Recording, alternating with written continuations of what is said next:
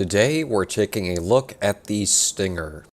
One of the most common and one of the cheapest battle mechs in existence, the Stinger is a staple of the armies of the Inner Sphere, serving as an inexpensive general service unit.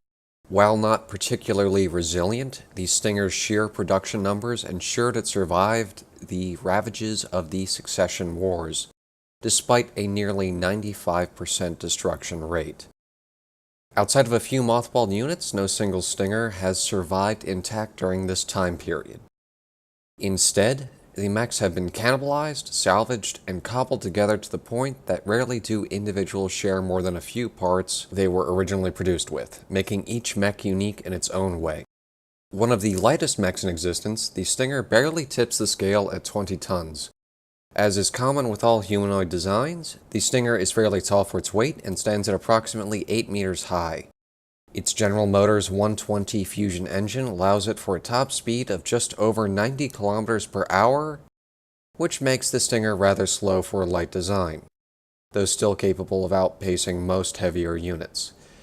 A sextet of jump jets allows for the Stinger to make leaps of nearly 200 meters, enabling the mech to clear most terrain and giving it an edge in urban combat. 10 heat sinks are enough to keep the mech cool in most situations, as its weapons loadout is typically minimal. For armor, the Stinger mounts 3 tons of protective plating, enough to keep it safe from a few glancing blows before needing to withdraw from combat.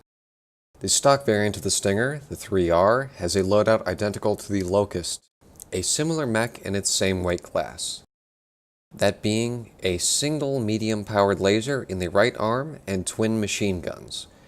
The machine guns are located in either the forearms or the torso, depending on the manufacturer. This is more suited for anti-infantry work and is little more than a thin layer of comfort against actual battle mechs. The Stinger 3G is a slight modification of the original and trades the machine guns for a second medium laser mounted in the left arm, making this variant neatly symmetrical. Some pilots refer to the Stinger as the Akimbo due to its resemblance to a human being wielding dual handguns at hip level. The 3GB, made famous by the Star League Defense Force Royal Divisions and Elite Corps of Pilots, uses a loadout consisting entirely of energy weapons. A trio of medium-powered lasers, backed up by a single low-powered laser, allows this design to operate behind enemy lines for extended periods without resupply. Double efficiency heatsinks give the mech plenty of heat dissipation for this loadout, and an extra light engine frees up weight for these changes, though this makes the variant more vulnerable to critical engine failure upon armor breaches.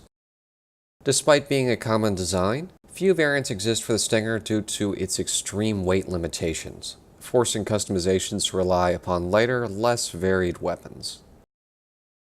And that was it for the Stinger. Thank you for joining me today. I'll see you next time.